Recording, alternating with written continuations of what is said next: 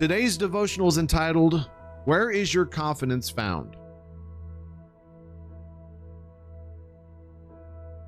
You have played the first-person shooter games that require a certain weapon to defeat a boss, the right key to open the door to move forward, or the right magic spell, and how defeating it is to get what looks like the best weapon in the game only to find out that it does no damage at all. It's kind of like a letdown.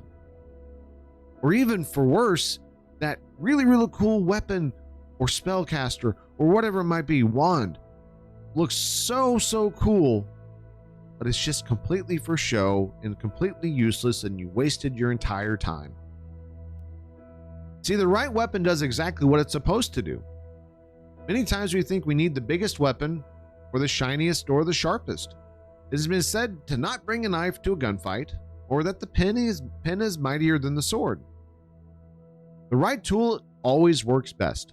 No matter what it looks like, it is the most effective. In 1 Samuel 17:32 through 51, we get the story of David and Goliath, and it plays out like it's supposed to. This is a story of how the right weapon does the job no matter what it looks like. You see, David is the youngest in his family. He has 3 older brothers who joined the army to fight the Philistines.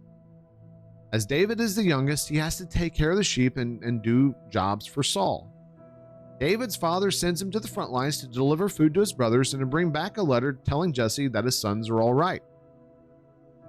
David sees Goliath mocking and challenging the Israelites. And David's wondering, why is no one fighting him? You see, David's perspective was different than the rest of the army. He saw a mortal man, albeit a giant, defying God. God knew that God is on his side, and he saw the situation from God's point of view. You see, David had perspective.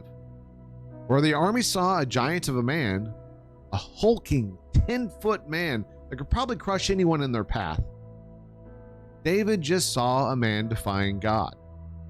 And in verse 32, it says, "Don't worry about a thing," David told Saul. "I'll go fight the Philistines."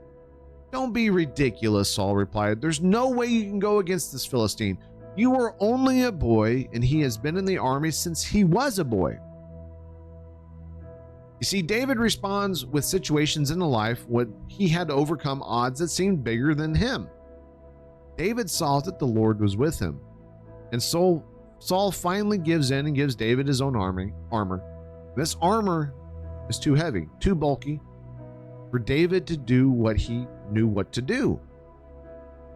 And see, although this armor is designed to protect the person, it wasn't necessary. And in this case, David in the field didn't wear any, so putting it on sure made him look like he belonged in the army.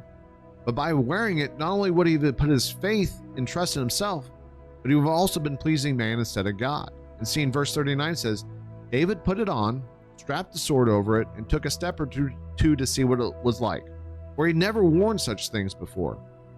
"I can't go in these," he protested. "I'm not used to these." So he took them off again. He picked up 5 smooth stones from a stream and put them in his shepherd's bag.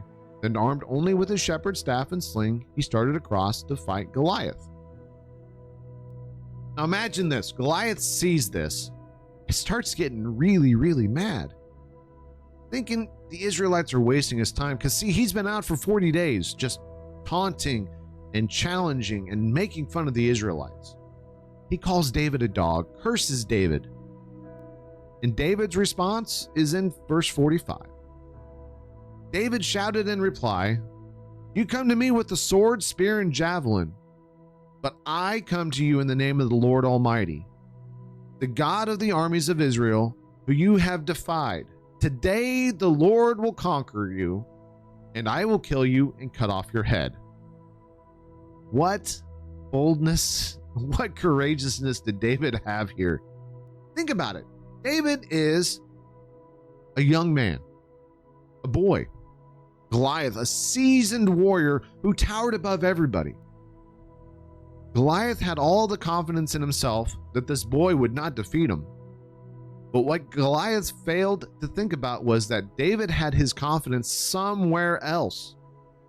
Not in the sling, not in the staff, but in what the Lord would do to help him. And as this story plays out there's three things we can take away from this that still stand firm and still stand true today. Number one, God is greater than anything you will face. David saw God's deliverance in the fields with the lions and the bears. David knew that God is greater than these animals. God is bigger than the Goliaths or the moments in our lives. Isaiah 41:10, we've said it before, we're going to say it again. Do not be afraid, for I am with you. Do not be dismayed, for I am your God. I will strengthen you. I will help you. I will uphold you with my victorious right hand. Number two, don't be afraid of what others think of you. Our job is to please God, not man.